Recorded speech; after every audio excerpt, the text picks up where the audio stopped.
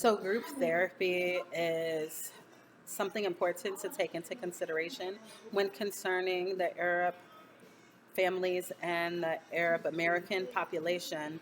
So, group therapy for Arab clients requires an understanding of cultural dynamics, values, and potential barriers to participation.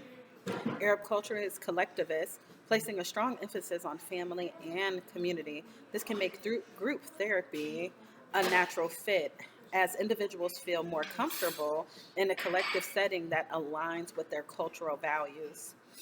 Also, establishing trust within the group is essential. This can be achieved through initial sessions focused on building rapport, setting clear confidentiality guidelines, and demonstrating cultural awareness. So, just a couple of effective group therapy includes culturally adapted group processes. So, that looks like adapting group therapy processes to align with cultural values can improve engagement. This might include using culturally relevant metaphors, addressing collective rather than individual experiences, and incorporating religious and spiritual elements when appropriate. Also, facilitating open communication. Encouraging open communication while being mindful of cultural sensitivities is important. Therapists should be skilled in managing group dynamics and addressing any conflicts or discomfort that arise.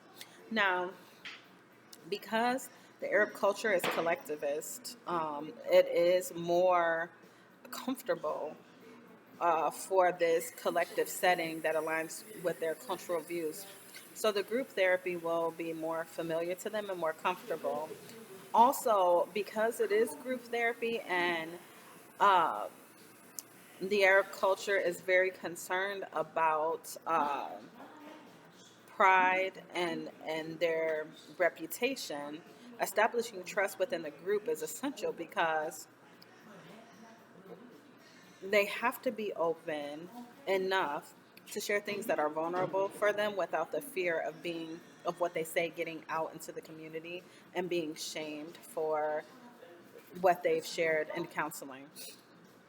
Now, my personal opinion is that group therapy will help the most, and this is my personal opinion. I feel that it will help significantly with the second and third generations while they're trying to determine. The second and third generation of the Arab community, because they're trying to determine the acculturalization. They're trying to acclimate to maintaining their culture, their Arab culture, but at the same time still being American and um, immersed in the American culture as well. And then there's also the guilt that they can experience with knowing how strong their family ties are, especially back home.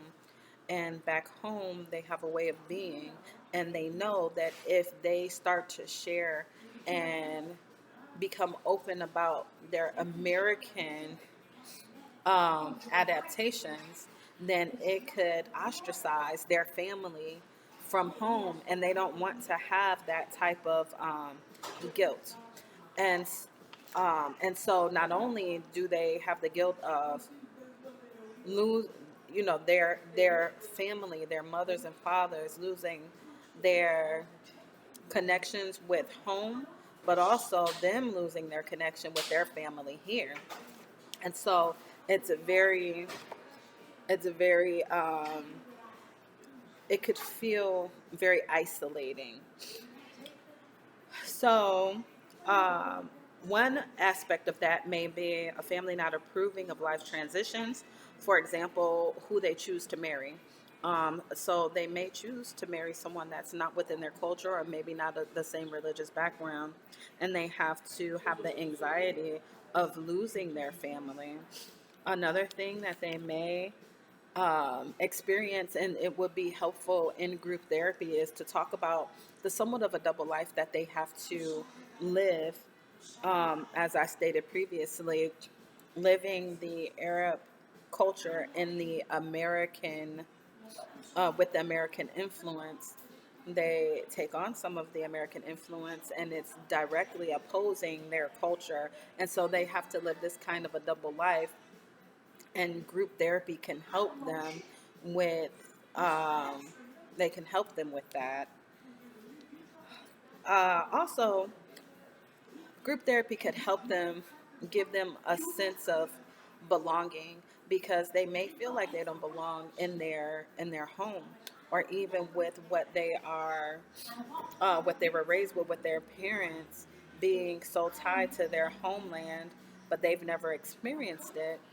And so group therapy can help them find ways of belonging in this culture with these values. For example, belonging with people who understand what they are going through. As a therapist in group therapy, it's extremely important to be curious and mindful of those challenges, instead of giving the therapist thought and therapizing everything. Be curious and mindful of the challenges, so that way they can feel open to express their thoughts and their opinions and their feelings. Um, the other thing is that therapy can be healing. So this group therapy can be very healing, because it may be one of the only spaces that they can share their vulnerable feelings, especially second and third generation. They may not be able to share these vulnerable feelings, especially with the individuals who identify with the LGBTQ community. They may not ever be able to share that with their family, um, for fear and risk of being ostracized from their community, and the only community that they feel safe with sometimes. And so it's extremely important in group therapy, um, to be open to all these different views, and sometimes it's just extremely healing to be their vulnerable self in a space where they never can be as vulnerable or open.